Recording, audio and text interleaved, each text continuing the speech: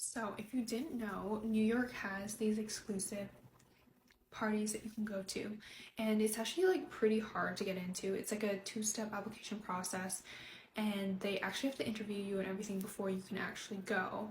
So, my friend did the application process, and I was her plus one, so I just kind of wanted to give you guys like a first-hand experience of what it's like to actually attend one. Bear in mind, this party only happens once a month and they change the location every single month. And the one that I went to was located actually in a penthouse in Soho. So when you first arrive, there's gonna be a guy at the front asking for your name, asking for your ID, and then when you get to the penthouse, before you even step into the penthouse, they're gonna take your phone and then give you like a number that's correlated to your phone, and they'll give you like a little like a notepad with a pen. So like if you wanted to like exchange phone numbers with someone you met there, you can do that. So on the main floor, there was a complete open bar, stocked with a bartender and everything, and then they also had exotic dancers and porn stars conducting acts to kind of get everybody into the mood. On the second floor, they had like a professional whipper, and all the walls were lined in whips, like 50 Shades of Grey type stuff. And then on the bottom floor, they had 3 bedrooms fully stocked with literally every sex toy you could ever imagine. Throughout the night, what you were supposed to do was just, up until midnight, you were supposed to mingle, get to know people, whatever. I guess like figure out if you want to hook up with someone or not. And then as midnight kind of hit, everyone would like change into lingerie, and then they would head downstairs into the bedrooms, and then everyone would have like a massive orgy. And this party would go on till about 4 a.m. You can kind of leave whenever you want. Also, if you attend, you are not pressured to do anything at all. Like, if you go and you don't hook up with anyone, that's completely fine. I did that. I left at like 1 a.m. But, you can kind of go under an alias. Like, if you wanted to go and experiment with your sexuality and figure out what you like, you don't have to tell everyone your actual name. And I'm not gonna lie, every single person that I saw at that party, I've never once seen again in New York City. So if this is something you're interested in, I can literally comment what it's called. I'll get it from my best friend, but I just thought it was like such a cool experience that people also might want to experience. Did anyone else see that story of that lady on TikTok? Wait, let me explain. So this lady said that she's been married for 8 years and that her husband is deployed overseas all the way in Germany.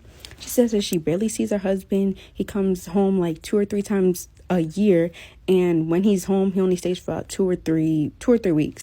So for the last 2 years, she says she's been feeling real lonely, and she decided to go out and cheat on her husband. She said that she went and she had a one-night stand, and this one-night stand was so good that it turned into an every-night stand. And she recently found out she's pregnant. And clearly this is not her husband's, because her husband's overseas, so the man that she's been sleeping with got her pregnant. So now, her and this dude have been messing with each other for 2 years, back and forth. Mind you, she has 3 kids with her husband. She said at first they were getting hotels and stuff, to keep her anonymous. But then, after 2 years, she got a little comfortable, and now she's allowed to go to his house. He's still not allowed to come to hers because, she got kids, and he don't got no kids. Usually she goes over there, and, she's not really paying attention to what's in her house because she has no real feelings for this man. She just, got lonely. But one day, as she's walking in, she decides to pay a little bit close attention to the pictures on his wall. And as she's looking over the pictures on her wall, guess who she sees? Her husband. So now she's freaking out because she's like, how is a picture of my husband and him in this frame on the wall? Of course, she starts panicking. She has to get to the bottom of this, but she doesn't know how to bring it up without saying, like, how do you know this man? Because this is my husband. So after a while, she decides, like, I'm just going to ask around, like, oh, who's this? Oh, that's my grandma. Oh, who that? That's my uncle. So who is this? Y'all would never believe what the man said. The man going to say, oh, that's my brother. She was thinking, like, there's no way, because she's been married to him for 8 years and he's never been in none of the family functions. Like, she never even heard of her husband speak of him. So she asked, oh, is this from your dad's side? He said, yeah, it's from my dad's side. So that makes sense because, the dad got a whole bunch of other kids. So it makes sense to why, she never really seen him. But y'all, the man she's been sleeping with 2 years is her husband's brother. But the story doesn't stop there. So he's like, yeah, that's my brother. I'm real close with him. She's all confused. Like, he starts pulling out pictures. He pulls out a picture. He said, yeah. So she's like, oh, so is he married? He was like, yeah, he is, to his wife in Germany. Yeah, they got 2 kids over there. He has a nice little family in Germany. Y'all, why the man start pulling up pictures of her husband with his wife, his new wife in Germany, and their kids? Mind you, she's pregnant by this man, who she just found out is her husband's brother. She also just found out that her husband got a whole family in Germany. So now she don't know what to do, because she's been cheating on her husband clearly has been cheating on her, and now there's a baby about to be involved. Hey, that was just a story I seen, but what would y'all do?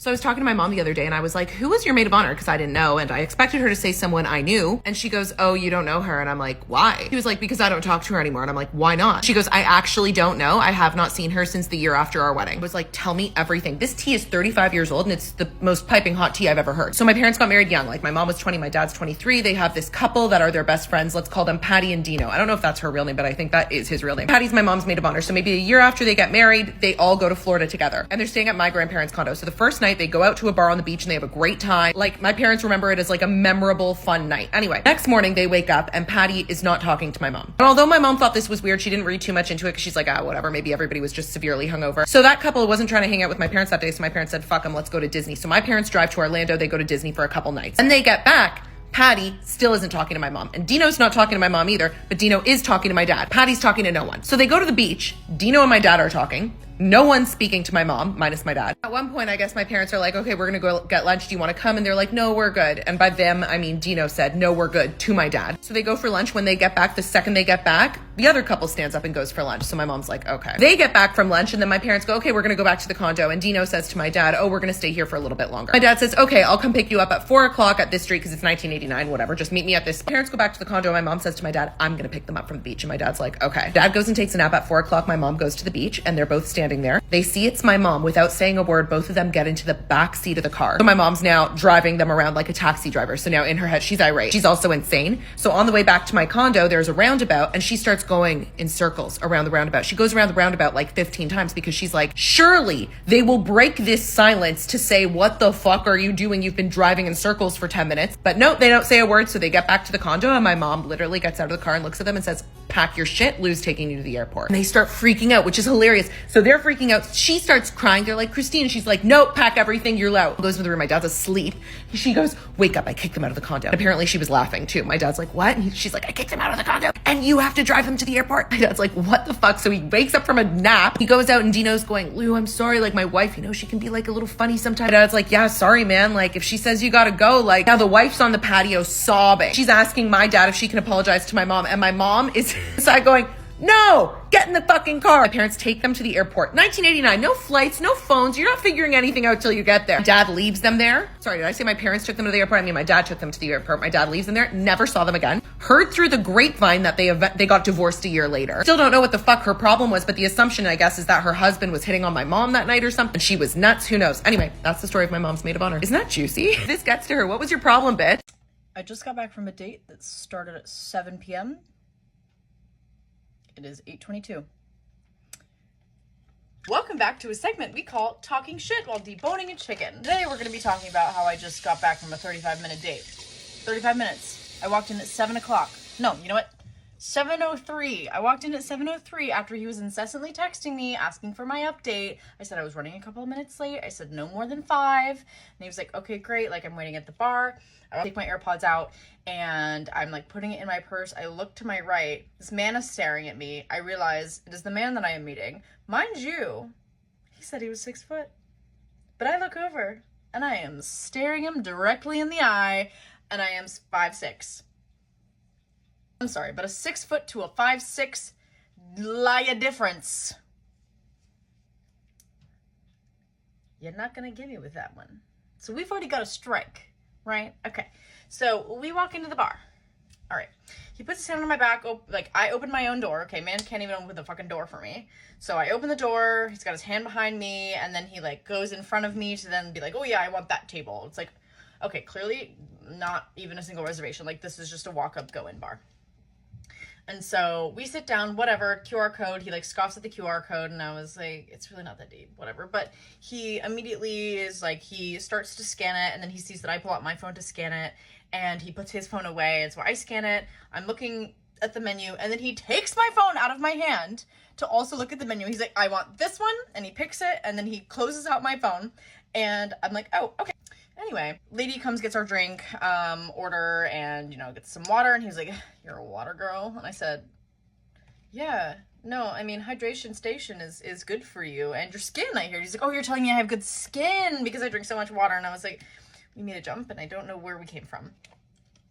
He made a comment about how he, like, has lived in New York for a year, so I was like, oh, you know, obviously, where are you coming from? Like, what's the vibe? He was like, oh, I'm coming from San Diego, and I was like, oh my gosh, a San Diego to New York pipeline, like, you don't hear that super often because of the beach. He was like, yeah, but, like, who wants to hang out on the beach all the time? And I was just like, yeah, no, who would want that?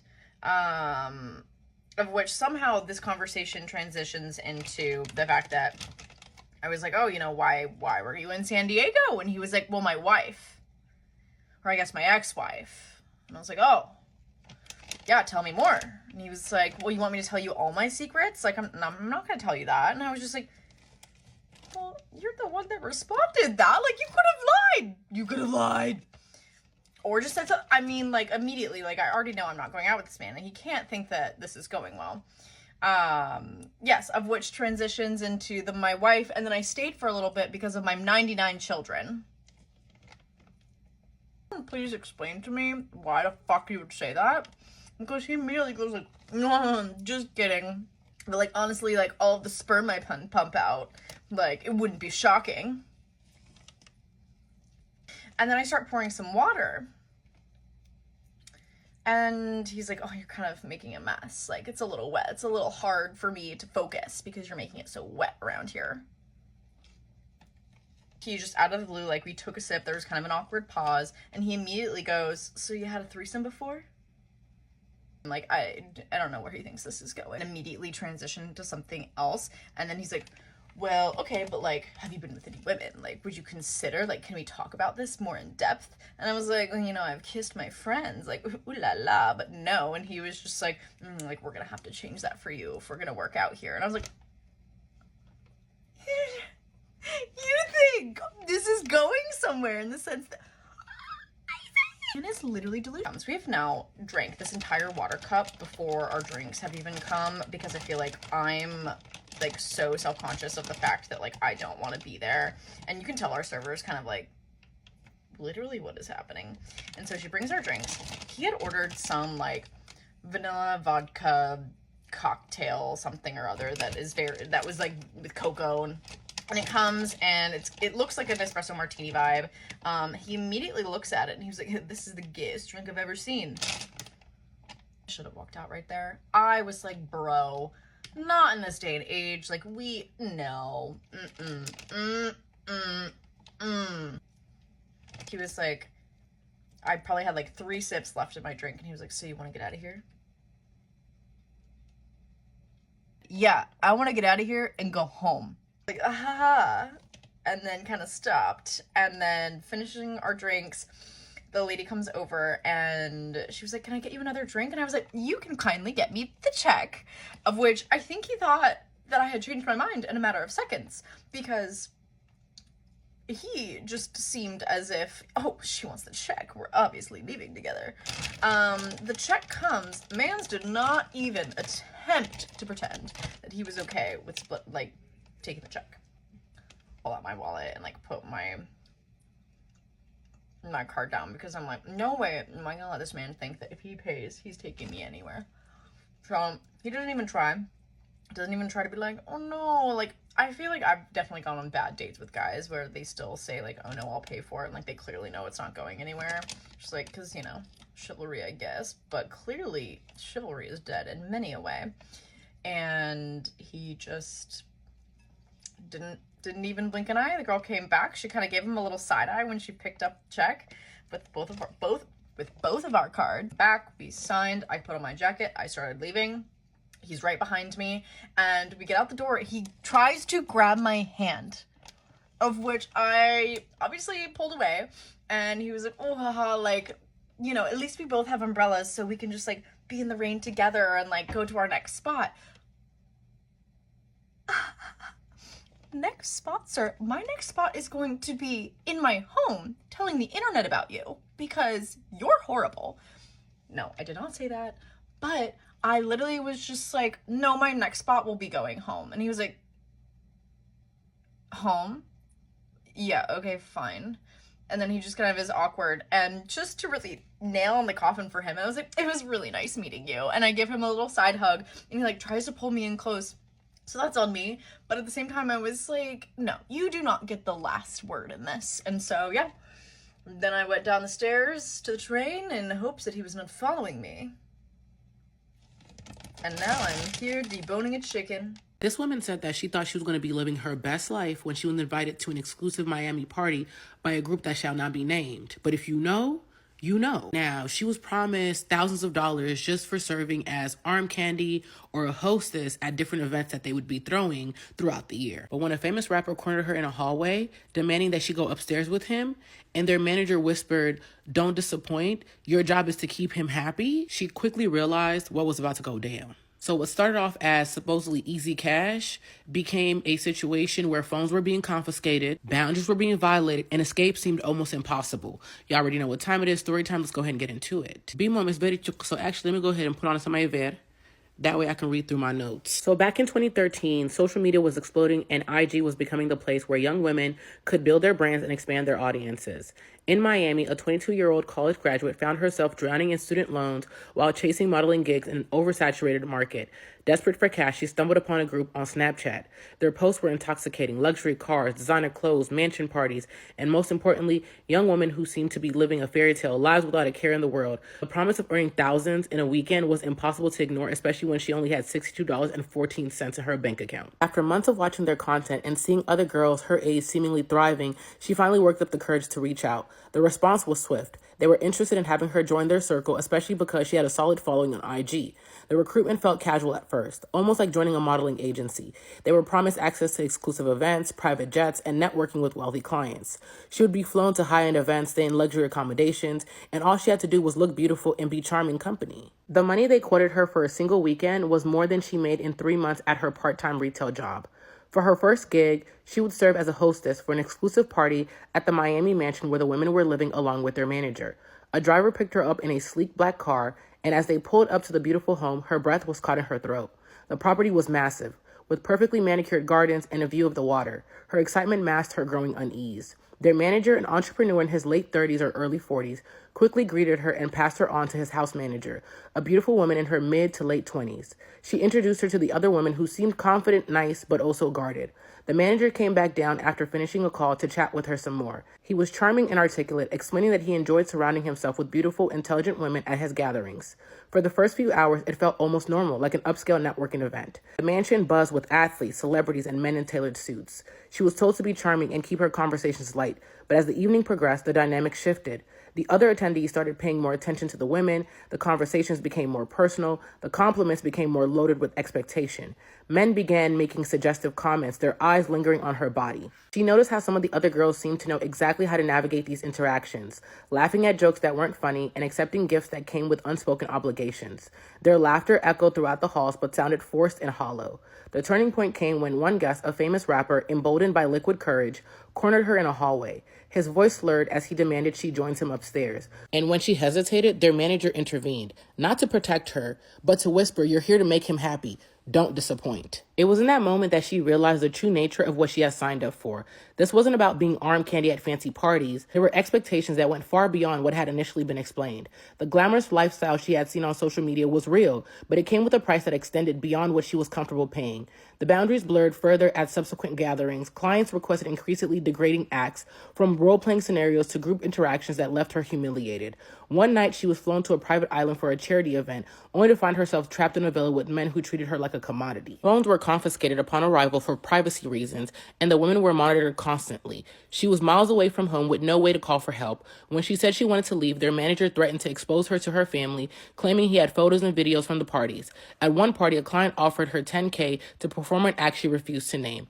His smile turned sinister when she declined. The house manager later scolded her, saying, "You're here to serve. Don't forget your place." The mansion that had seemed like a palace when she arrived now felt more like a gilded prison. Every door seemed to lead to situations she wasn't prepared for, and every conversation carried an undercurrent of transaction. She watched others comply with demands out of fear, trapped in a world that looked perfect from the outside but was rotting from within. One night, she faked a panic attack to escape a client's hotel room. Somehow, she managed to convince a sympathetic driver to drop her at the airport, where she boarded a flight home, her hand shaking. The money they pressed into her hand felt dirty, tainted by the experience and the expectations that came with it. As she boarded her flight, she blocked the contacts of their manager, all the women who lived in the house, along with anyone else they associated with, blocked their social media accounts, and promised herself never to look back. The glamorous posts she once envied now looked like propaganda. Years later, when the group is busted and prosecuted, she pieced together the truth of just how deep what they were doing went. It was a pipeline for exploitation. These women she'd met were trapped, their lives controlled by the promise of easy money and the threat of exposure. She paid off her loans slowly, working retail jobs and rebuilding her self-worth. It took longer to handle her financial struggles, but she did it on her own terms, with her dignity intact and boundaries respected. The mansion parties, once a fantasy, became a cautionary tale she shared with others. Years later, she found herself working at a corporate job, finally making legitimate money without looking over her shoulder. The experience had left scars, but it also gave her a radar for manipulation that served her well in business meetings and dating. She rarely talked about those Miami nights except to warn younger women who reminded her of her 22-year-old self. The Instagram post that once lured her in now made her stomach turn. She could spot the signs immediately: the designer bags with no visible job, the cryptic captions about living your best life, the comments from older men with too much money and too few boundaries. She'd learned the hard way that some opportunities aren't opportunities at all, just a trap in pretty packaging. Looking back, she realizes how desperation had blinded her to danger. The glittering world of these Miami mansion parties was a facade, masking a system that preyed on young women's vulnerabilities. Sadly, her story isn't unique, but it's a reminder that sometimes the most expensive things in life don't cost money, they cost everything else. My 3-year-old little brother is actually my fiance's child. Yes, I know this is really messed up, I'm aware. My fiance and I are 24 and 25. We've been together since we were about 17, 18 years old. And he's always been handsome, funny, kind, all of the good things. Everyone's always said that I'm so lucky to have the full package. I really felt so lucky too. He always treated me with love and respect, so this is why this is just so shocking for me to even find out at this point. I have always had such a good relationship with my mom. It's always been her and I against the world. My dad unfortunately died in an accident when I was little, but me and my mom have always joked that we're the real life Rory and Lorelai from Gilmore Girls. My mom dated guys on and off, and they were usually really cool, but nothing ever ended up passing the early stages of the relationship. Around 4 years ago, my mom told me that she was pregnant, which was a huge surprise to me. My mom was 42 years old at the time, and although she had been dating someone recently, I had never met the guy. It was a huge shock. She never thought that she could get pregnant at her age. She had me at a really young age. I was an accident child. I could tell that she was really stressed and worried when she told me that she was pregnant.